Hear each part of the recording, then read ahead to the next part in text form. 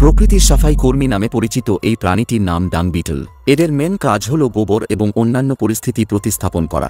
ডাং বিটল একটি অদ্ভুত প্রকৃতির ক্ষুদ্র প্রাণী। তারা গোবর নিয়ে গোলা তৈরি করে এবং নিজ গতিতে এগিয়ে পড়ে রোল করতে করতে, যা অন্যান্য প্রাণী দ্বারা অসম্ভব।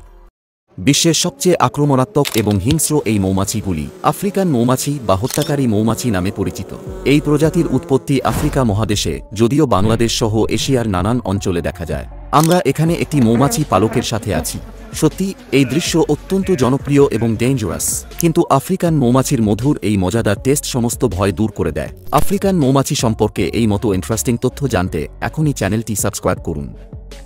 বিড়ালের মতো দেখতে এই প্রাণীটির নাম রেড পান্ডা, যা হিমালয়ের নাতিশীতোষ্ণ পাহাড়ি বনে দেখা যায়। কিন্তু আপনি কি জানেন, লাল পান্ডা দিনে 17 ঘন্টা পর্যন্ত ঘুমায়, তাই এদের নিশাচর প্রাণীও বলা হয়। এছাড়াও রেড পান্ডা একটি মাংসাশী প্রাণী। মরুভূমির ডেঞ্জারাস এই প্রাণীর নাম মিরকাট। এরা অত্যন্ত বুদ্ধিমান।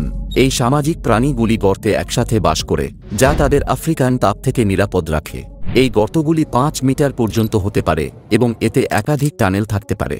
মিরকাটরা সর্বভোগ প্রাণী। তারা ফল এবং শাকসবজির পাশাপাশি অন্যান্য পোকামাকড়ও খেয়ে থাকে।